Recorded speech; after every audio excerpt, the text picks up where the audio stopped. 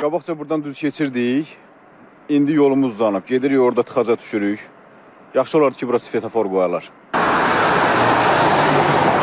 Buradan getmək üçün ya fırlanıb 3-4 kilometr belə fırlanmalıyıq, ya da biləcəyin içi ilə yenə də nə boyda fırlanırıq da. Bu isə həm vaxt itkisinə, həm də yolun əlavə yüklənməsinə səbəb olur. Qoyulan qaydalara əməl etməyən sürücülər isə cərmələnirlər. Bakı-Sumqayıt yolundan istifadə edənlərin onsuz da tıxacsız günü olmur. Böyük bir qəsəbənin bu yola qoşulması isə sıxlığı daha da artırır. Ancaq yaxın gələcəkdə burada vəziyyətin sürücülərin xeyrinə dəyişəcəyi gözlənilir. Biləcəri qəsəbəsinin Rəşid İsmailov və Yahya Hüseynov küçələrinin kəsişməsində yol hərəkəti yenidən təşkil olunur. Görülən işlərdən sonra Xırdalan dairəsində də tıxacın azalacağı proqnozlaşdırılır.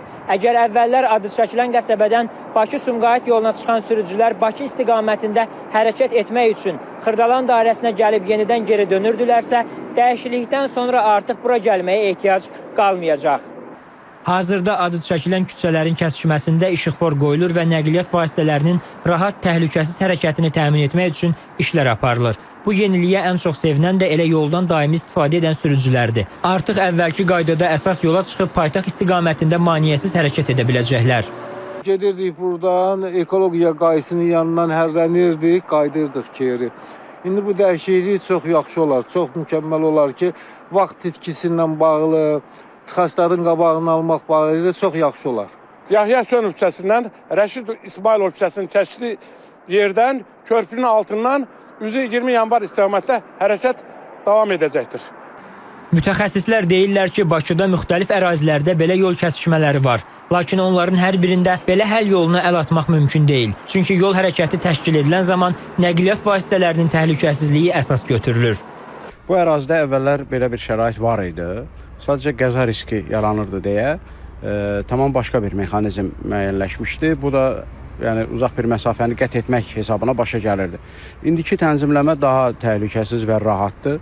Həm orada işləyənlər üçün, həm yaşayanlar üçün qısa məsafədə hərəkət etməyə imkanı verir. Bu cür ərazilər çoxdur. Mən düşünürəm ki, vətəndaşların müraciətləri olarsa, aynə tərəfindən baxış keçirilir. İndi elə ərazi var ki, mümkün deyil.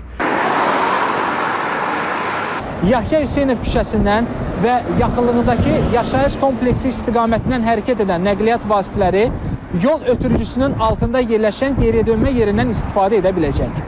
Layihəyə əsasən ərazidə təhlükəsizlik adacığı tikilərək hərəkət kanallaşdırılacaq. Kəsişmənin hüdudları boyunca piyadaların rahat və təhlükəsiz hərəkəti üçün nizamlanan piyada keçidləri təşkil olunacaq. Yerüstü Nəqliyyat Agentliyindən o da bildirildi ki, ərazidə avtobus dayanacağı məntəqələrinin yeri optimallaşdırılacaq, yeni yol nişanları quraşdırılacaq və nişanlama xətləri təşkil ediləcək. Qasım Xuluflu, Səfər Nəzirov, Emin Fərzəliyev, İTV Xəbər.